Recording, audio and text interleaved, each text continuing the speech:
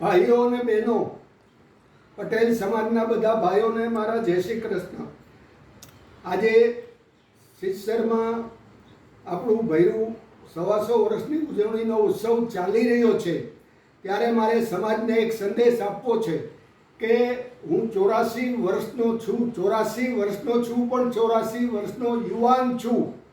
હું યુવાન એટલા માટે છું, આ સંદેશ તમને ખાસ બધા એનો અમલ કરજો. હું 40 વર્ષથી લાંબા શ્વાસ લઉં છું, એક પ્રકારનો યોગ એને કહેવાય. દરેક શ્વાસ મારા લાંબા હોય. 40 વર્ષથી યોગ કરું છું એટલે હું યુવાન છું. મને કોઈ દી યોગને કારણે થાક નથી લાગતો.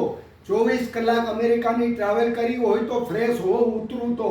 એટલાન્ટાથી ન્યૂ જર્સી 12 કલાક નોન સ્ટોપ ડ્રાઇવિંગ મેં કર્યું તો હું ઘરે આવ્યો તો ફ્રેશ હતો.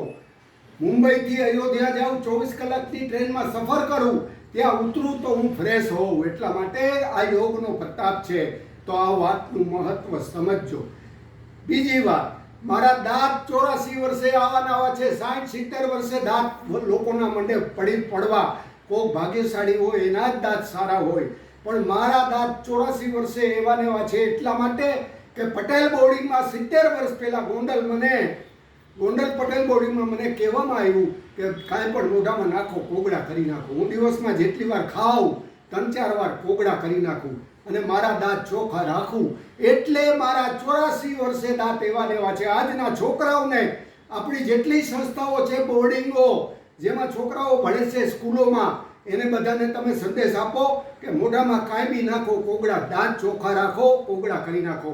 તમારા દાંત સારા હશે તો તમે 84 વર્ષે પણ યુવાન રહી શકશો. દેવાનંદ એક્ટર હતા, એ એવરગ્રીન હતા. 75 વર્ષે દાંત પડી ગયા તો બીમાર પડ્યા ને ઉપર વયા ગયા. 84 વર્ષે હું હજી યુવાન છું એટલા માટે કે દાંત સારા છે. તો દાંતની કાળજી રાખવાની બધા છોકરાઓને સંદેશ આપો, બધા એને અમલ કરો. એ સિવાય હું એરોબિક એક્સરસાઇઝ બતાવું, એ બધાએ કરવાની છે. આ રીતે તમારે એરોબિક એક્સરસાઇઝ આ 25 વખત આ સ્ટ્રેચિંગ કરવાની છે. આ એક પગે, આ બીજે પગે તમારે આ 25 વખત આમ કરવાનું છે. અને આ 25 ઉદ્વેગ તમારે કરવાની છે. અને આ રીતે 500 વાર આપણે છાશ ફેરવતા હોય એવા વેલણ ફેરવવાના છે. આ એક્સરસાઇઝ હું 50 વર્ષથી કરું છું.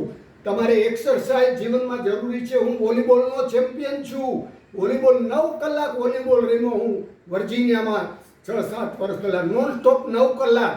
તો હેલ્થની શું મહત્વ છે આ વાત સમજવા જેવી છે. એક બીજી વાત કહી દઉં, આપણા સમાજના 10 સમાજ નિર્માણ કરવાનો અમારા ફેમિલીને સેવા કરી. 10 સમાજ અમારા ફેમિલીએ નિર્માણ કર્યા.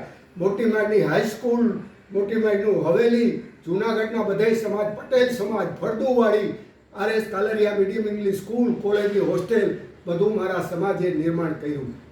મથુરાનો સમાજનો સંકલ્પ મેં કર્યો અને એકલે હાથે 10 કરોડ વાપરા, એમાં 8 કરોડ ભેગા કર્યા.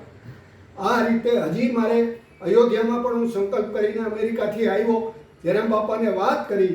જયરામ બાપા કે મારે પણ કરવો છે. તો અમે બધાએ મળી અને અયોધ્યાનો સમાજનું નિર્માણ ચાલી રહ્યું છે. હજી મારે કેટલાય સમાજ નિર્માણ કરવા છે આ 84 વર્ષના યુવાનને. તો આ બધા આ વાત ધ્યાનમાં લ્યો અને હેલ્થ વિશે કાળજી રાખો. થેન્ક યુ, ધન્યવાદ, જય શ્રી કૃષ્ણ.